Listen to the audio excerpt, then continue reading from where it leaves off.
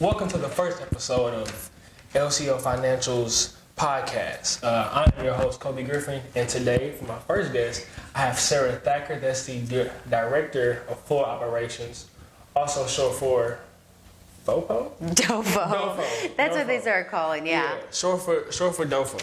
And Eric started that. Eric started that. But we're going to get Eric on this soon. So, my first question I got for you, Sara. So, I got hired around a month and 2 weeks ago. Uh-huh. And the first thing I realized was how energetic and happy you are every day. And that brings good energy to me and other people who's having a bad day or whatever it may be. So how do you maintain being happy and upbeat all day? I have an understanding that my mood will set the mood for everybody else. Mm-hmm. So with that said is I try to, energy reciprocates. Yeah. It goes from cube to cube to cube to cube. It definitely does. It does. And we understand, or I understand, that not everybody's having a great day. Mm-hmm.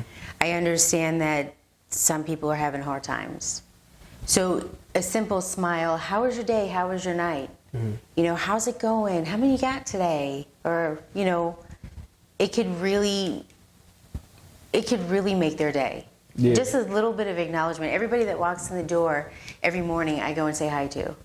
Cause I love I may have an off day and I will purposely come to your area just to see you smile and say hi, and then I'll be good because I just need that energy put on me, and I know everybody else gets the same energy too. They do, and that's something that I learned even in my own experience through the workforce, that when you're in management, you have to be prepared and you have to be ready to excel your team.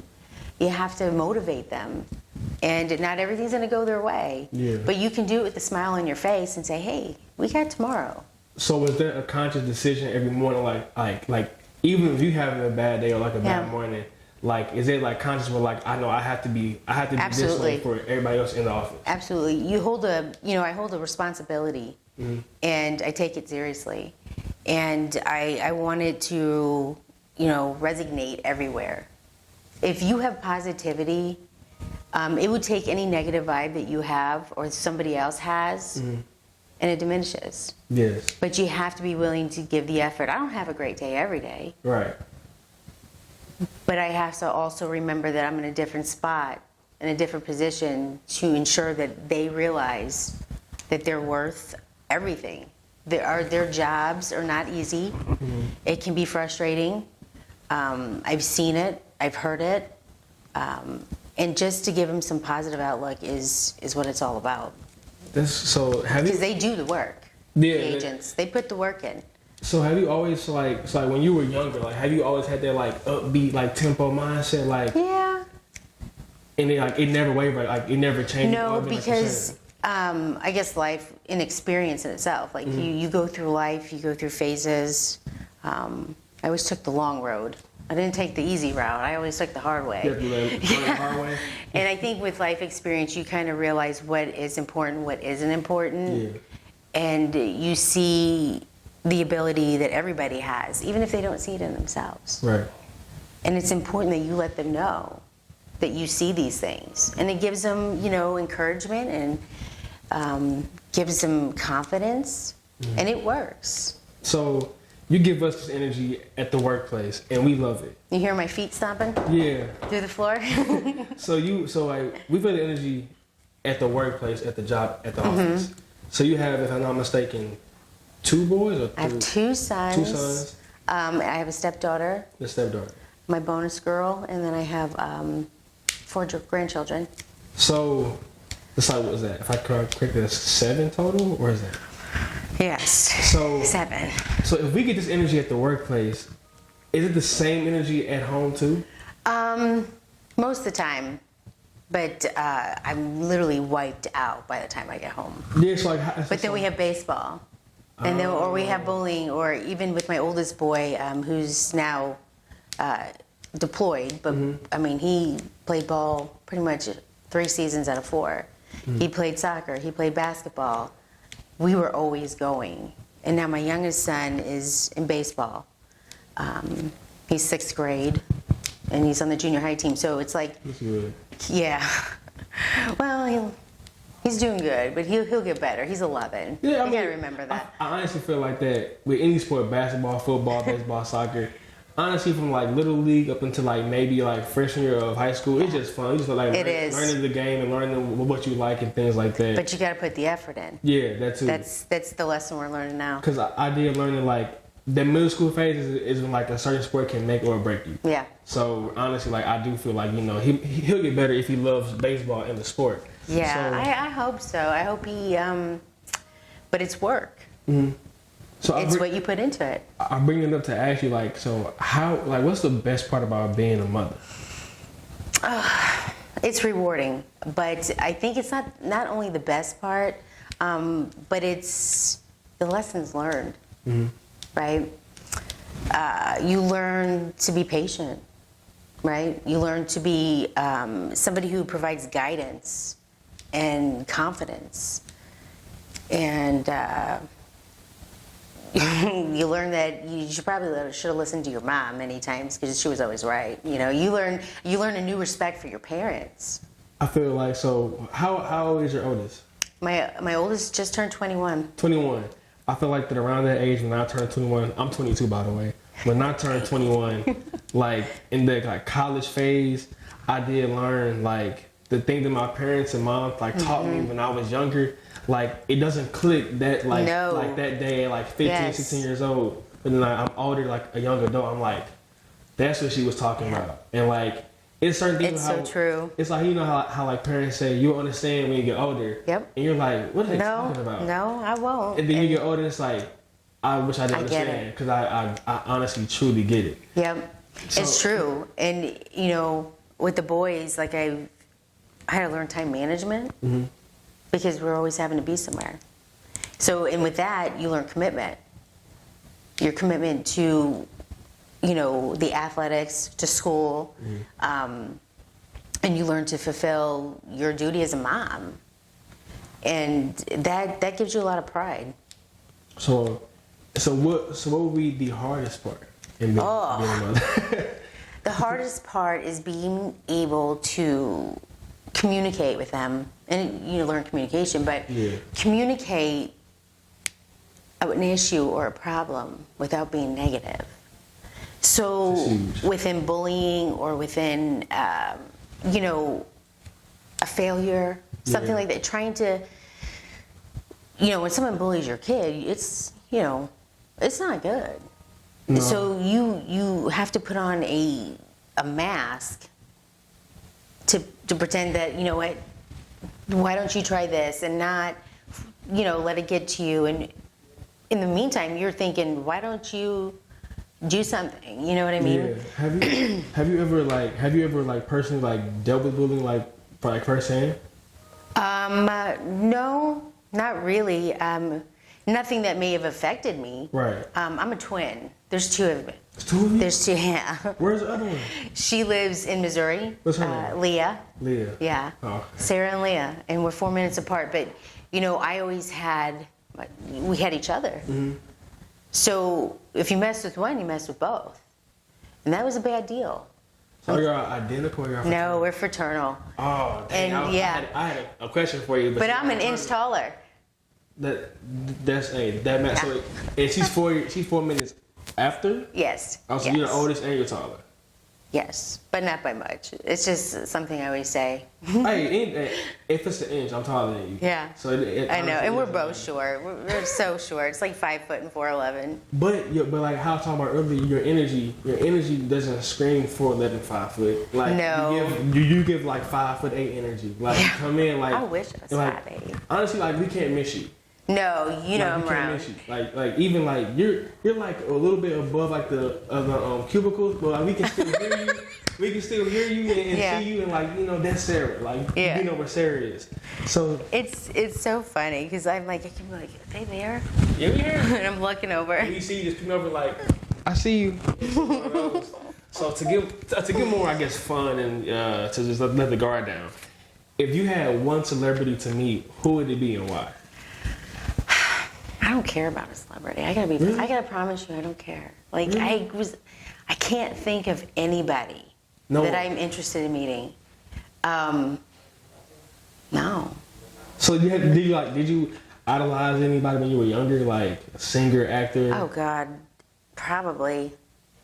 Yeah, probably. But today, yeah, no. So let's say, I'm lucky I get a chance to even watch TV.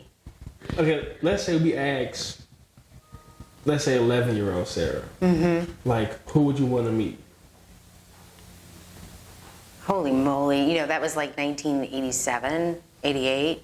I wasn't thought of back then. Yeah, I'm a 70s baby. So that would have been, Michael Jackson? I did have his tape. I love Michael Jackson. So I got 3 tapes when I got my first radio, you know, the cassette tapes. It was Michael Jackson, the Pointer Sisters. I heard about that. Gosh, it was so funny. And what was the other one? Lionel Richie. Oh, wow. Yeah, and then my twin got one, and she had 3. And I can't remember what her 3 were, but I used to try to steal them because I liked hers too.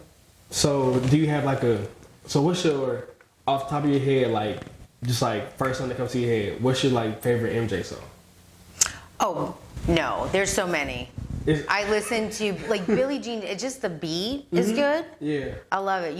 It doesn't matter how old that song is. Most morning, if you see me like coming in like happy or dancing, I'm playing some Michael Jackson probably. Oh, I know. I love Michael Jackson. Do you really? Yes, I do. I have them all over my iTunes. That's because like how you say, it's just so many songs to choose from. There It's is. Like, there's no. And you one. can watch him dance like on, you know, even Instagram or YouTube. And it's crazy. He was such a phenomenal like entertainer. Yeah. And everything was like specific and It's calculated. Yeah. Like he know what he doing, where he gonna be at this exact point. And it looks perfect. he was massive when I was Perfection. growing up. So like this kind of like not in the question Yeah. I asked you, but like, do you see the change in like, you know, of course, like social media, like how like our superstars now, they seem more accessible than like the superstars back Oh then. yeah, I'm back in the day. You would write like a letter, you know, to a fan club or tear it out of a teen magazine and send it in. And I remember sending like $3 in cash in the mail Just to to send get them- just a letter? yeah. And Nowadays, I can. now they'd return it. Nowadays, I could DM my favorite rapper, my favorite singer, Yeah. actor, athlete, and they could respond in like seconds. That's crazy. That's Isn't honest. it how things... And that's, I guess, one thing. Like, I try to keep up with my boys. My oldest is on Snapchat, of course. He's 21. But he won't friend me. I wouldn't friend you either. And I'm like, please. Keep it that way. You know, when he does have accessibility to use his phone, because he's currently deployed, I want to see what he's doing. But he's like, no. I don't think you want to see when you're But I'm like, you know, I raised him to be a man. Right. Right? He's 100% my child. We are so Yeah. identical. He has the same energy.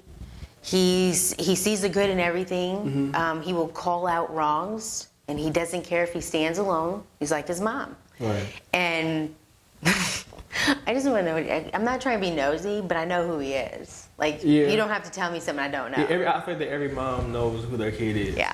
My So- kids couldn't be so opposite. You know. And you still like it's. He is Sarah. He is Sarah. Yeah, He 'cause is Sarah. I'm my mom. Honestly, like I'm. Are you I'm the first son? Yep, I'm the first. See? Yeah, Do you look like your mom? Like 100%. Like, Yeah, it's he like looks a just spit like image. me. Like Yep. literally.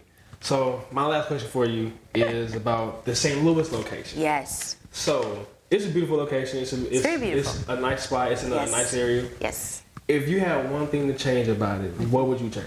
Oh, hands down. I think everybody will agree. A place large enough for people to eat Yeah. and gather, and not be in the center of the call center to where it echoes. Because I'll come flying out of here and I'm like, why is it so loud? But it's quiet, but it echoes through my office. In the- That's why you okay. Yeah. Okay, that makes sense. And you'll see me come flying up like, what's going on around here? 'Cause I remember when I heard, I was thinking like they had told me like what was the break room. I was like, it's only a table. It's and two like chairs. this big, yeah. It's a fridge, A refrigerator. microwave, sink, and then a table with 2 chairs. Yep. And And it has a dishwasher. Does it? Yeah, I don't know. I don't know who uses It that. came with the place. Nobody. See, well, I would definitely. We have to pitch that to somebody. I don't know who's in charge of that. We got to pitch that to somebody to get a bigger break room, like a bigger lounge. If we keep growing, that's the goal. that is the goal. What's today? That's the only goal. Yes, we're the only goal. Well, today's Wednesday. I thank you for taking 15 minutes out of your time to talk to me. I appreciate it. I enjoyed it. Me too. You were the first episode too. Yeah. So take pride in St. Louis. In St. Louis. You know, I did a podcast with Cameron when I was there a year ago. So almost 1 year anniversary, September 14th. It was, a little bit, late. Well, I was there August 31st, and I went through the week, and yeah, Cameron, he was like, "What's a good place to eat down here?" I was like, "The Hill." Let's do like I'm gonna ask you like a friendly competition question. Yeah.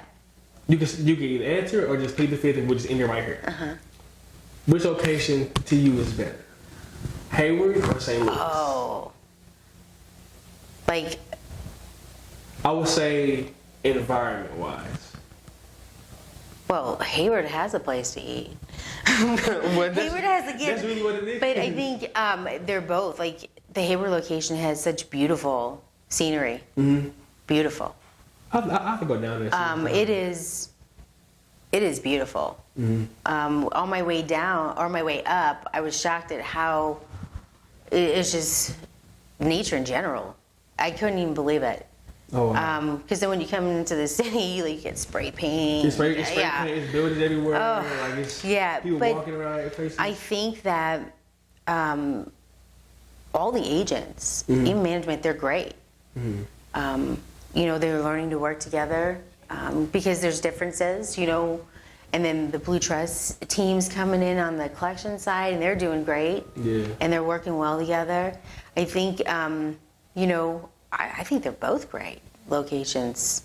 Great. And they are. Yeah. And I'll be there next week, so.